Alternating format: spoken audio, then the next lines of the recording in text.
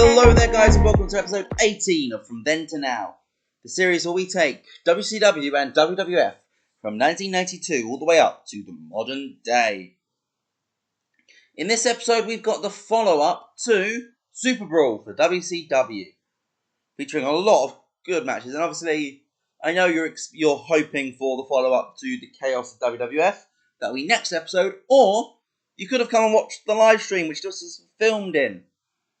This is all the episodes are filmed live on Twitch. So if you ever want to join us, follow us on Twitch at twitch.tv/thephantomTEW. Link will be in the description. But as for this card, Tony Schiavone is here to hype us up, because here are your 5 matches for tonight. The show will open with Dan Severn, the Beast, making his WCW in-ring debut, because pre-show battle royales on pay-per-view do not count. They're dark matches and nobody saw them. Against Big Josh. The Headhunters, the former challengers for the tag team titles, will take on the Diamond Mine of Diamond Dallas Page and the Diamond Stud.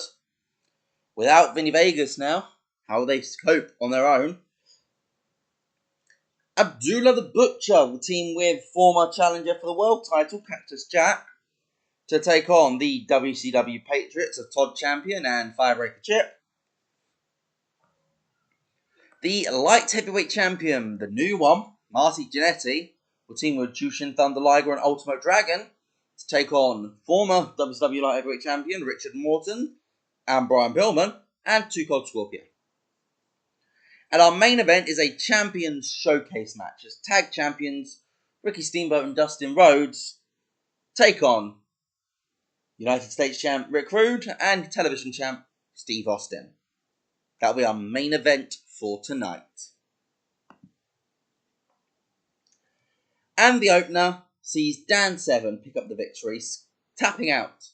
Well, not tapping out yet. Ken Shamrock hasn't come in yet, so passing out Big Josh is the Beast Choker.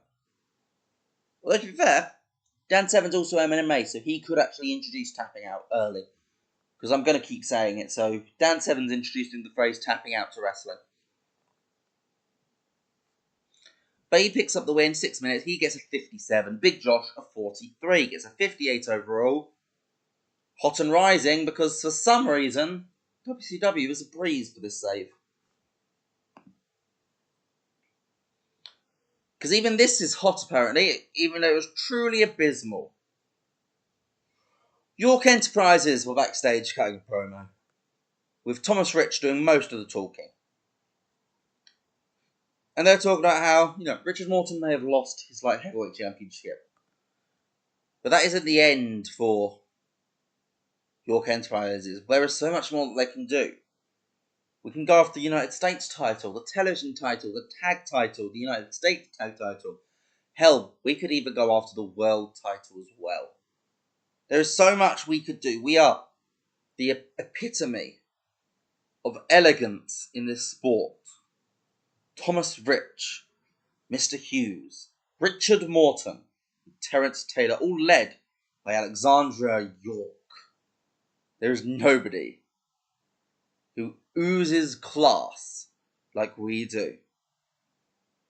Ron Simmons just walks into shot and just... Well, if this was 10 years later, you know exactly what he would have said. But he sort of just looks at them and just chuckles and just goes, yeah, you're still all losers. Which instantly, just that tiny little line, it's nothing. It's so faint. It's so nothing. It's literally just nothing behind that line. And it sends York Enterprises spiraling like, no, you can't say that. It's a funny little segment. Apparently it was dreadful. This is going to be one of those which is looked back on Botchamania in 20 years' time. So we go backstage and we find Dustin Rhodes laid out. Ricky Steamboat's there and his dad Dustin is there, and they don't know what has happened. And then we see Steamboat come out to the ring and call out Yeah, and they call out Sting. I was like, whoa, why is he calling out Sting? And suddenly, and then Sting Senior just says, you know what? We promised this crowd a Champions Showcase match in tonight's main event. I know you want to move on from the Dangerous Alliance. I know that. But will you team with me tonight to take them on in a Champion Showcase as the World Champion? The crowd are loving this, and Sting goes, hell yes! So we've got a replacement for the main event.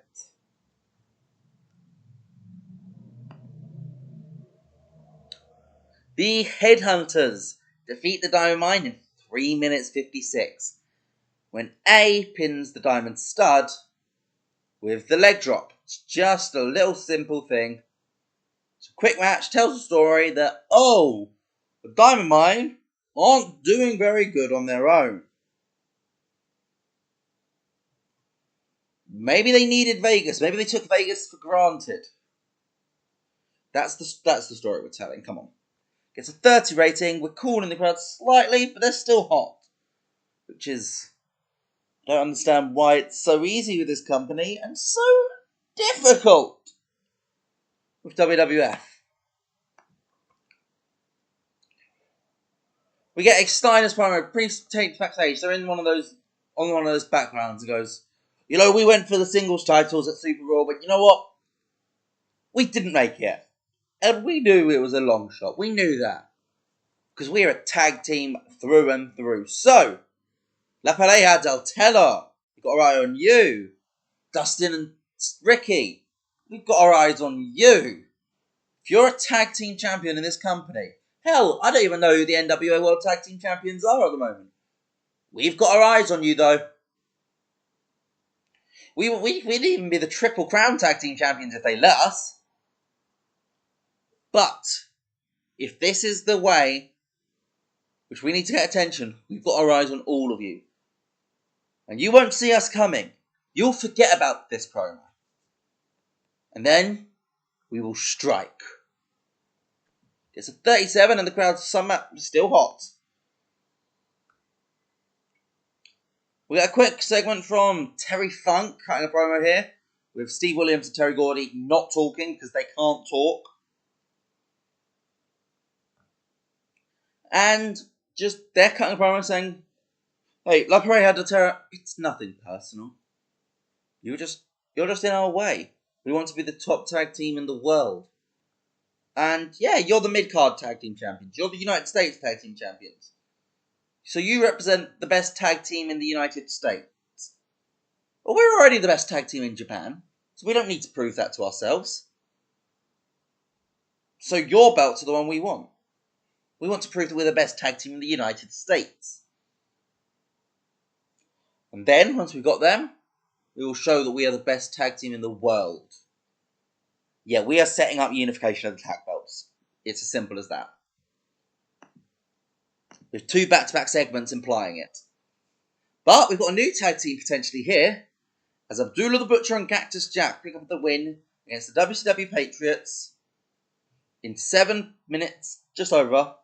Cactus pins Todd Champion, I assume, with the underhook DDT. Or maybe the Cactus Piledriver. I mean, Cactus was the best thing in this match by quite some way. 58 compared to Abdullah's 37, but even Abdullah in his old age is beating the WCW Patriots. It's a 48 overall. This crowd is loving everything we're doing.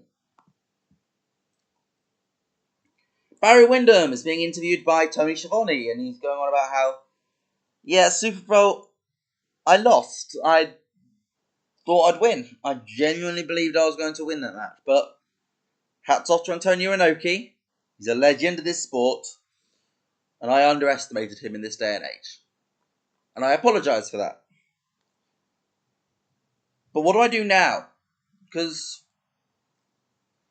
it took me ages, took me weeks of constant wins to even be eligible to challenge for the NWA World title.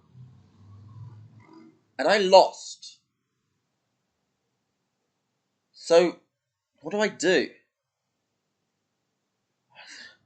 Tony, I think something needs to change. Because if I keep going like this, nothing's going to work for me. Something needs to give, and I need to work out what that is. Gets a 48 rating. We get our 6-man chat tag, our Steal the Show, high-flying showcase. Pillman pins WCW Light Heavyweight Champion Marty Jannetty with Air Pillman. Jushin Liger was by far the best person in this match, as we're pretty used to. Like, it's normally Liger. It's normally Liger.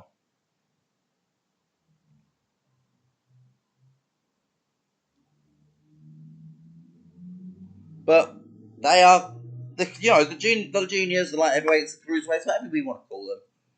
They're doing putting out some great numbers at this point. 58 rating. It's better than a lot of our heavyweight matches. Crowd's white hot now. God. We get a quick backstage segment as Tracy Summers and Steve Armstrong are arguing heavily after losing the US Tag Team titles. They're just really having a go at each other. It's a 24 rating. It's a dire segment. Crowd's very hot still because I don't understand this crowd. And the main event gets a 75. Because of course it does. As Steamboat and Sting lose